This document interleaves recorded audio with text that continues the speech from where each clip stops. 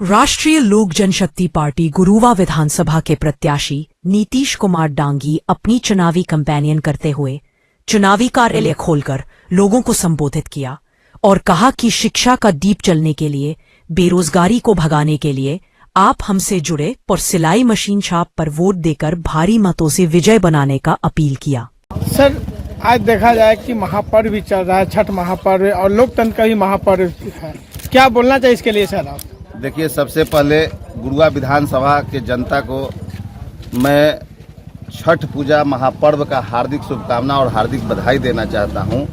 और इस परैया प्रखंड में जो हमारे जुझारू साथी जैसे पंचम लाल जी हैं और हमारे देवेंद्र जी हैं, देवेंद्र वर्मा जी हैं, कुंदन जी हैं, कुंदन मालाकार जी हैं, और इस तरह से हमारे जिला के जिला अध्यक्ष आए हुए हैं। हमारे प्रमुख दावेदार जो थे, हमारे एकदम कंधा से कंधा मिलाकर चलने वाले और जुझारू नेता हमारे बीच भास्कर जी उपस्थित हैं। और हम लोग के बीच इसी तरह से सिमारू के देखिए मुखिया जी हैं, वो भी उपस्थित हैं। और ये परैया के तमाम जनता, तमाम हमारे माता बहनें, भाई बंधु और गार्जियन स्वरूप सबको मैं एक बार प्रणाम करना चाहता हूं, चंदन बंदन अभिनंदन करना चाहता हूं, ताकि आप लोग ने इस गरीब बेटा पर, गरीब भाई पर आपने भरोसा जताया है।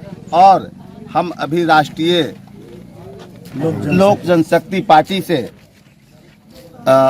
यहाँ के गुरुवा विधानसभा 225 के उम्मीदवार हैं और उन्होंने हमें प्रत्याशी बनाया है और एक भरोसा जताया है हमारे ऊपर।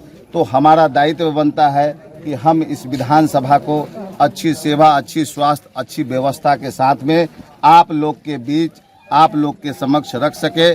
और अभी तक जो परैया विधानसभा या परैया प्रखंड में और गुरुवा विधानसभा में जो विकास का कार्य नहीं हुआ है, उस विकास के कार्य को हम कर सके।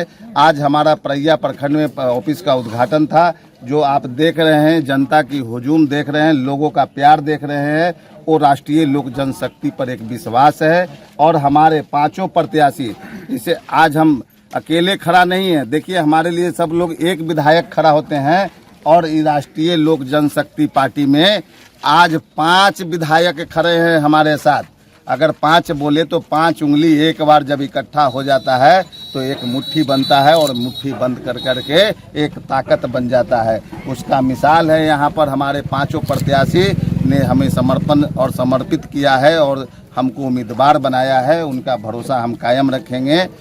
और बता देना चाहते हैं कि हमारी पार्टी दलितों और वंचितों और गरीबों की पार्टी है, तो इसलिए हम सबसे पहले उन समाज को, वंचित और शोषित समाज के लिए हमने जो मैनिफेस्टो जारी किया है, उसमें हमारा 10 मैनिफेस्टो हैं, जिसमें सबसे विशेष तौर पर अगर जोर दिया जाए तो हम ऐसे लोगों के लिए काम सबसे पहले 3 महीना के अंदर में करना चाहते हैं, जो कि आज तक जो भी भूमिहीनों को 3 डिसमिल जमीन की बात करते थे, 1.5 साल से योजना, 2 साल से योजना पास है, लेकिन उनको भूमि दिलाने का काम नहीं किया है अभी तक।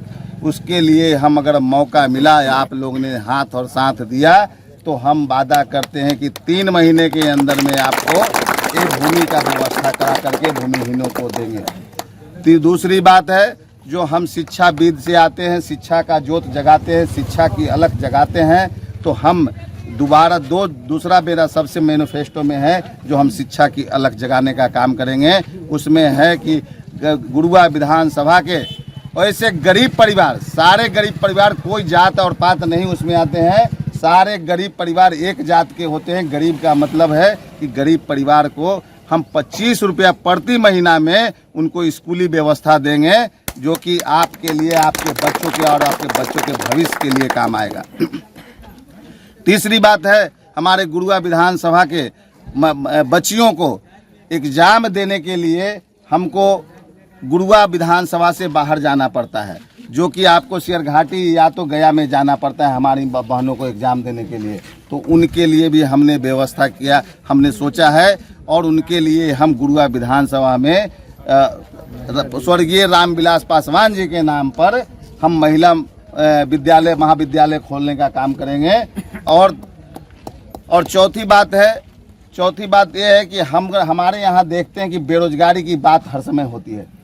मेरा युवा देखते हैं कि आज बेरोजगार हैं, घर में गांव में जब जाते हैं तो 60 और 65 साल के हमारे पास वृद्ध दिखाई देते हैं। और ऐसे लोग को हम देख करके हमको एक बार तरस आता है कि वो पूछने पर पता चलता है कि उनका बेटा 10,000 की नौकरी करने के लिए आज परदेश में गया हुआ है और वो अपने माता पिता और अपनी बेटी और बेटा को छोड़ करके, अपने पत्नी को छोड़ करके 10,000 के रोजगार के लिए निकले हुए हैं। तो उनके लिए हम एक टेक्निकल कॉलेज की व्यवस्था कर करके टेक्निकल प्रशिक्षण दिलाने का काम करेंगे। और हमारा युवा जब प्रशिक्षित होगा टेक्निकल रूप से, तो वैसे युवा को रोजगार का अवसर प्राप्त होगा गाँव और घर में ही। तो इससे मेरा प्रखंड भी विकास करेगा, मेरा विधानसभा भी विकास करेगा। ऐसे और भी योजनाएं हैं जो हमारे साथी आए हुए हैं भास्कर जी, उसके बारे में बहुत अच्छे से बताएंगे। हम चाहते हैं कि भास्कर जी भी इसके बारे में कुछ बताएं अपने साथ में, क्योंकि हमारे प्रबल दावेदार थे। ये भी विधायक से कम नहीं हमारे लिए, एक विधायक के रूप में है। अगर हम जीते तो भास्कर जी इस क्षेत्र के विधायक समझ लीजिए कि हैं। बोलिए सर, जिस तरह से आपको एक सेकंड पैलर पर रखा जा रहा है, आपको जिनके साथ आप नीतीश जी के कदम से कदम चल रहे हैं साथ में, क्या बोलना चाहिए आज? देखिए, इस बारे में यही बोलना चाहिए कि हमारी एकता चट्टानी एकता है। जन स्वराज एक पार्टी आई थी, उसमें सारे लोग दावेदार थे, जिसमें कुंदन मलाकार जी भी थे, नीतीश जी भी थे, हम थे, रवि रंजन दांगी और उर्मिला देवी और जैनुल आबेदीन। ये सब लोगों के साथ जब चीट हुआ, धोखा हुआ, तो हम लोगों ने ये कहा कि हमारी जो सोच है, जिस मुद्दे पे हम चले थे, उसमें चट्टानी एकता आज भी हम दिखाएंगे। उस संकल्प को दोहराते हुए सभी लोगों ने मिलकर नीतीश दांगी जी को एकीकृत उम्मीदवार बनाया गया।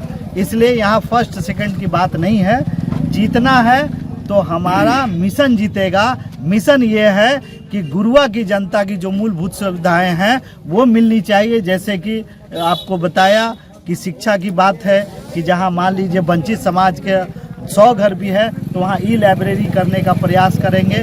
तमाम गुरुआ या गुरारू या परैया बाजार में आप देखते होंगे कि देहात से लोग आते हैं, शौचालय की व्यवस्था नहीं है, तो औरत के लिए ये बहुत बड़ी माने शर्मिंदगी की बात आती है। आज तक किसी विधायक ने इस स्तर पर जन भावनाओं को नहीं समझा। इसको हम 20 शेडो वाला शौचालय बनाने का प्रयास करते हैं, जो हमारी कुव्वत है। ऐसा नहीं हम बिहार बदलने आए हैं, 56 इंच का सेना है, मेट्रो रेल चलाए हैं। कि गुरुआ की जो विकास गति से जो पीछे है, उसके पिछड़ेपन को मूल धारा से लाने का हम लोग काम करेंगे। शिक्षा को इस स्तर तक बनाएंगे कि यहाँ के स्टूडेंट बाकी राष्ट्रीय स्तर पे स्टूडेंट का मुकाबला कर सके। और जहाँ तक सवाल है कि गुरुआ की जो समस्याएं हैं, गुरुआ की समस्याएं ये नहीं है कि नाली गाड़ी सड़क, ये तो काम योजना विभाग का है। सबसे बड़ी समस्या है कि वो जाते हैं तो भ्रष्टाचार का शिकार होते हैं। वो तय नहीं कर पाते हैं कि हमारी बात कौन सदन में उठाएगा, हमारी आगे की बात कौन उठाएगा। विधायक का काम नाली सड़क बनाना नहीं है, उसके लिए पंचायत है, उसके लिए एग्जीक्यूटिव इंजीनियर है, उसके लिए तमाम प्रकार की योजना विभाग है। विधायक का काम होता है आम आदमी की आवाज को सदन में पहुंचाना, और उस आम आदमी की आवाज को उठाने के लिए लोक जनशक्ति पार्टी ने वंचितों की आवाज सदन में गूंजे, हम पर भरोसा जताया है। डॉक्टर नीतीश कुमार जी पे भरोसा जताया है। मुझे पूरा विश्वास है कि स्थानीय भावनाओं को ध्यान में रखते हुए आप सदन में उठाकर गुरुआ के पिछड़ेपन को आगे लाते हुए मुख्य धारा से जोड़ने का काम करेंगे। हम कोई झूठा दावा करना नहीं चाहते हैं। हमारे स्तर, एक विधायक का जो स्तर होता है, उस स्तर से जो भी अपेक्षाएं होंगी, उस अपेक्षाओं पर हम खरा उतरने का काम करेंगे।